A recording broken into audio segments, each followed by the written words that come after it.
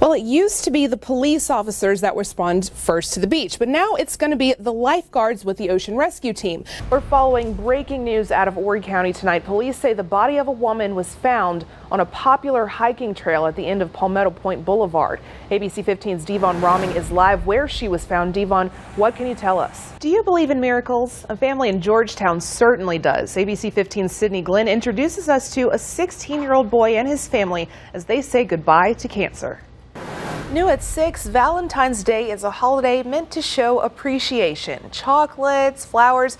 It's also a day to look back at relationships fueled by love. Two couples from the Grand Strand with more than 130 years put together say the key is compassion. Good evening. Thanks for joining us tonight. I'm Ashley Gooden. It's been a soggy Sunday across our area. The question on everyone's mind tonight, will this week be a washout too? That's right. It's called the One Wheel. It's not just a toy. It's a cool mode of transportation. Lions, tigers, and bears, oh my. Okay, maybe not lions and tigers, but a black bear sighting. Sightings have been popping up around Carolina forests. In an ABC 15 consumer alert, a Facebook controversy is brewing tonight. At the center of the scandal, the profiles of up to 50 million Facebook users. Here's a look at what to expect as far as traffic is concerned. Starting tomorrow at 3 p.m., Ocean Boulevard between 8th Avenue North and 9th Avenue North will be closed. Now, starting Thursday morning at 8 a.m., 8th Avenue North, all of it, and 9th Avenue North will be closed. ABC 15 has team coverage tonight. Nick Papantonis has been in Myrtle Beach all day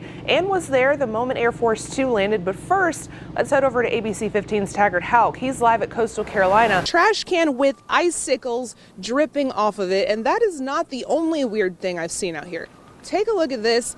We've got a bunch of birds literally chilling in the Atlantic Ocean. Luckily, we haven't seen any people trying to do that, but if we did have people that were trying to go out there into the ocean, they would be going home with sand on their feet because these are not working. Everything is completely frozen. St. Patrick's Day is over, and it looks like not everyone had the luck of the Irish. Despite a pretty heavy police presence, quite a few people found themselves in trouble. That's right. Tonight, people in Alabama are dealing with severe weather. This is a live look at Mobile, Alabama tonight. That system is heading our way. And just to take one more look into Castaways, you can actually see the floor again. And I spoke with several business owners today who say they do have flood insurance. They're planning to file those claims as soon as possible. Well, hey, this one, back streets back. All right. She's good. And they're set to open a barbecue restaurant. We are hearing this thunder. The award for this year's coolest and cutest duo, you may have thought it was Kevin and I, but it is these guys. Turn your volume up. Apparently, two emperor penguins in Antarctica stumbled across a camera left in the ice by expeditioner Eddie Gault. You probably see it every day. Homes under construction, maybe your neighbors just moved in. Horry County is growing at a fast pace. Right now, investigators are trying to figure out why a man allegedly made several bombs and sent the city into a panic. This comes after that man, who police are calling a serial bomber, blew himself up this morning. The Rush property is much different than it was yesterday. There are trees snapped in half, some of them uprooted like this one, and baby toys scattered all across the property, and they don't have a baby. But there's one thing that is the same. The family is still alive and well, and they say they have God to thank for that. The Darlington County community is still coming together to help a family in need. It's been a month since a single vehicle crash killed 5 people, including 2 unborn children. Let me show you this. I was digging around and found a South Carolina shaped piece of frozen sand, which is really interesting. I might bring this back to you, Summer. I know you tweeted me and asked me for one of these great souvenirs. A Surfside Beach woman has been assembling gift bags for the homeless for several decades, and today she shared her passion of helping others with high school students. ABC 15's Madeline Montgomery shows us why Beth Coleman believes kindness is the greatest gift. Originally, this was a man's world, but not anymore. Woo! We can do the same thing they can do. I mean, we get on the street, we match up with them, we race them, we do it all. You stand out being a woman who rides. It's like power and strength for me. I love it. They get the same respect that men get is one of the most empowering feelings. Being a black woman who rides makes you a minority of a minority group. Strength in numbers. So the more ladies I find as a minority riding, it just empowers you to want to do more. But these women say it's a feeling you can't explain. These group of women just pulled up. I was like, yes!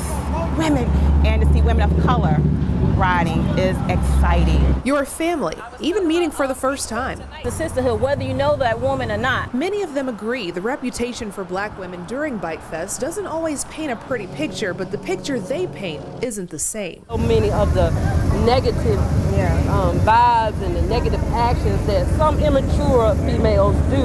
But typically when you find women that ride, we don't indulge in that type of activity because we like to ride. And ride they'll continue to do because the kingdom is big enough for the kings. This is a machine that some people fear, but I can handle this machine. And the queens. Being a strong black woman, we all say we queens anyway, so we queens on iron. Because they're here to stay. It's a lifestyle. Yeah.